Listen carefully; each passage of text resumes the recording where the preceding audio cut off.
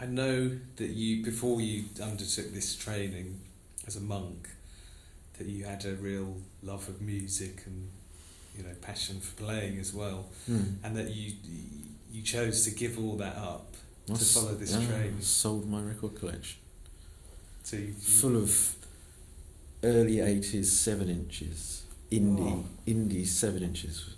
Just, I mean, I don't know how much they'd be worth financially, but in terms of collectability, just completely up there. Yeah, I just gave them all away. So you were willing to give up all this stuff for the training, and having realised the training or finished the training, what's your relationship with music and all those things now? Well, it is different.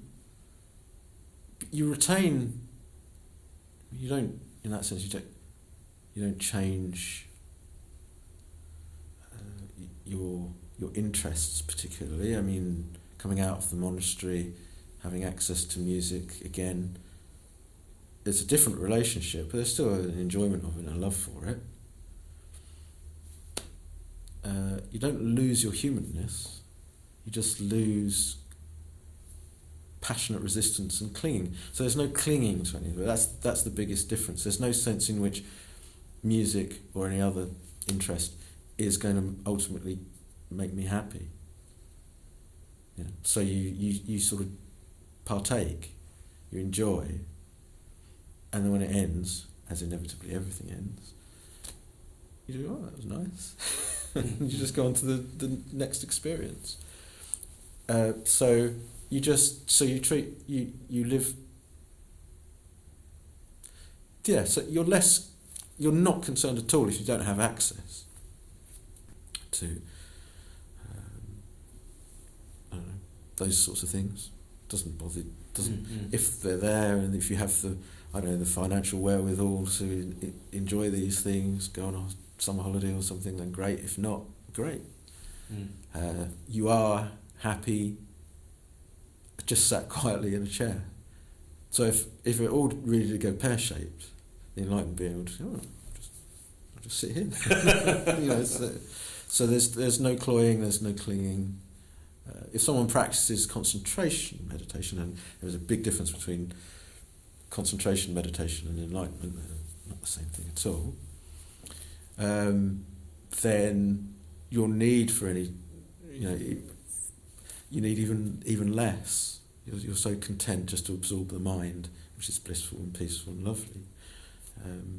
But there's no reason why somebody who goes through this training can't still enjoy the things of life. They could if they're single, they could get married. If they're married, they could get divorced. If they're into this, into that, they're not gonna. There's going to be no cloying, clinging necessity for any of it. It comes and goes.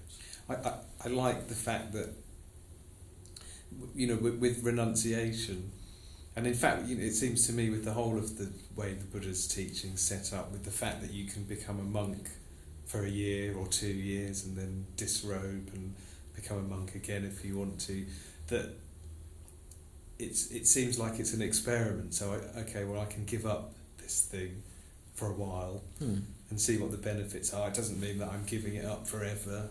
Maybe it will come back another time, but I'm prepared to sort of experiment with it a bit. Yeah, okay, but there's that sense in which, it could be a little bit of a cop-out, in the sense that, because you said yourself, I could give this up now, but it doesn't mean I have to give it up forever. Whereas, when I came into the monastery, I gave up something. You genuinely gave forever. It up, yeah. I gave it up forever, and I haven't gone. But what you actually give up is the attachment, not the thing. Things come and go.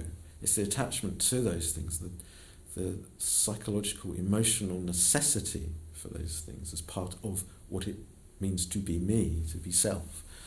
That's the destructive aspect. Not, some 7-inch single by Primal Scream. That in and of itself can't help. But if you depend upon it, if that's part of my history, that's what makes me, then you're going to suffer. You're going to suffer the fear of the loss of that thing, the change of that thing, that no longer being able to create this sense of a concrete self through external objects. And that's going to be terrible suffering, even in something as apparently innocuous as an old bit of vinyl. You know, it's not really the vinyl, it's the psychological stuff and the emotional stuff attached to it. And see, but is someone really going to allow something like that to stop them from realising the true nature of life? A lot of people are. It has to be said. A lot of people will, at the end of the day, will put this, that or the other above realising the cessation of suffering. For me personally, I reached a point where I couldn't do that. Nothing was going to do. I knew enough to know that nothing external, nothing worldly could ever bring peace and happiness, other than in the most artificial kind of way. And that's the enjoyment that we're talking about, really, is the artificial enjoyment of going down to the cinema and watching the latest Star Wars movie and thoroughly enjoying it. I was beaming from ear to ear. Honestly, I thought it was absolutely brilliant. I loved it. It was like, oh, they've made Star Wars again. How fantastic. But then it came and it went. There was no... Oh, it's just a bit of glitter, a bit of gloss on life.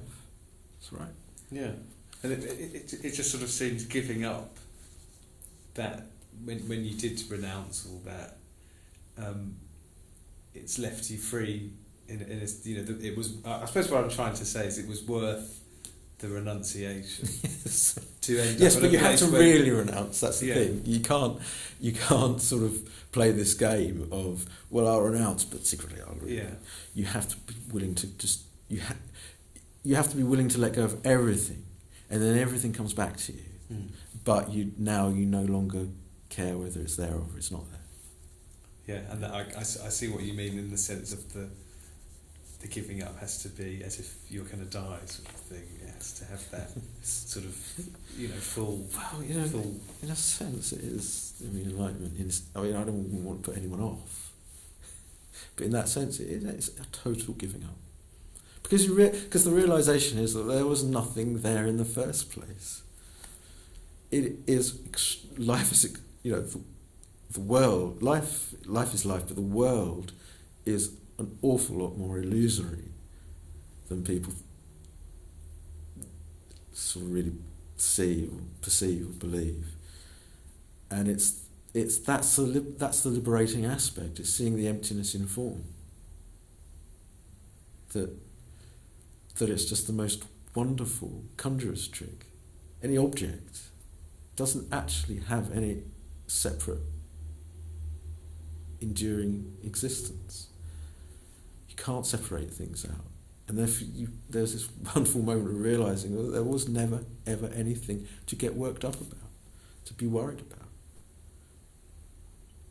So I guess you're renouncing your views, really, ultimately. You renounce views, you renounce perception, you renounce consciousness, materiality. You renounce it all. Yeah, you go beyond the world. Which takes us back to what we were talking about earlier. I mean, but it's just this. But it's just this seen as it truly is. And it's wondrous. It's not like, oh my God, it sounds terrible, it sounds like oblivion, it sounds like, you know, the end of everything. It's not. It's release from that fear. It's no longer having to have that existential fear there anymore. And yet people prefer their vinyl or their whatever. They would rather have that and cling to that than... It's familiar, I suppose. Yeah. I do understand. It's a lack of compassion. I suppose that's one thing enlightened people have been unenlightened, if you like. I mean, they know the experience of craving, and it's not that there's no knowledge of that. You never want to go back. It's like finally getting your head out of the cesspit. You know, you're not going to put your head back in there. Why would you? Well, you couldn't even. I mean, that's the thing. It's not like you have a choice with enlightenment. You can't possibly crave for life to be different. And that's the thing, another aspect that people don't understand. Again, going back to what you were talking about before, they look for external signs of what it is, but irrespective of what appears to be going on externally, internally there is no external, internal, but for the enlightened individual, there is just the most astonishing peace. Even when there is really something horrible going on, there is just the most incredible peace. Now, I was about to tell you a story about something that happened to me recently, but it was so awful, so physiological that I couldn't possibly repeat it. Definitely not on camera. But it was horrific, and it was really painful for an extended period of time. But there are periods when the pain would abate, and I'd look out the window and go, "Oh, it's a really nice day, isn't it?" And there's just like, "Oh," and then I go, "Oh." So it's a completely different order in that sense of experiencing, because you're just not rejecting anything.